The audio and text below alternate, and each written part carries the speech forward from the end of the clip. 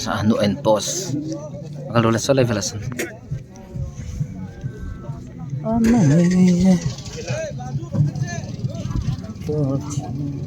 Diyan sila kung naglit si Zong ano ka niya.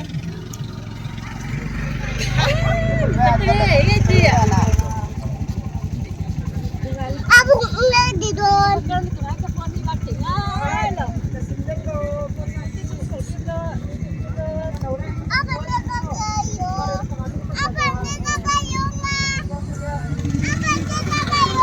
Ô khờ đấy rồi đấy. Ê, với những helipad à.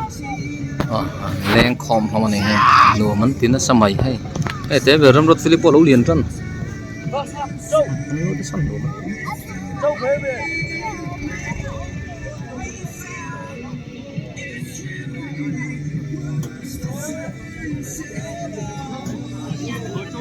Người tía tôi à? Apa itu di putihnya? Cái xe là Aku tuangku.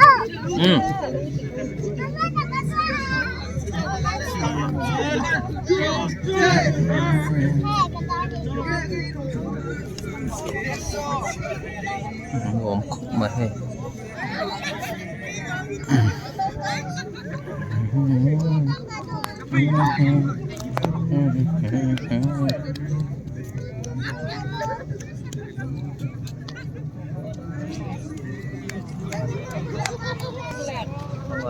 Không rồi chơi.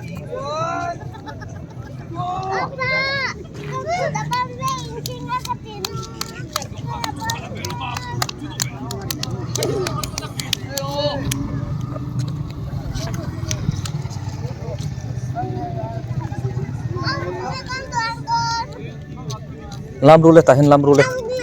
Làm và làm rule và zong rule ta zong rule. Zong rule. Hale. No mem. Zong đột ru. Anh đồ mình thì khóc mà.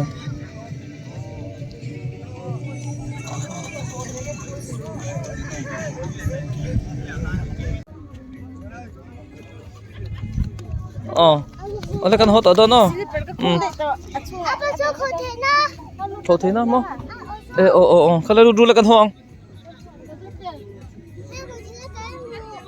Lấy không đâu rồi tại sao cái con là cái này mà em vàng kia rồi. Kia thì cái vàng kia.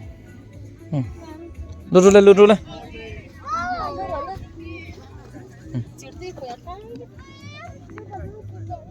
Này khá rồi đó. Thả lâu để bốc cái này. Dia tak tahu tinggal hodol ta ni. Kalau pui pilo dak role, lo bye bye role.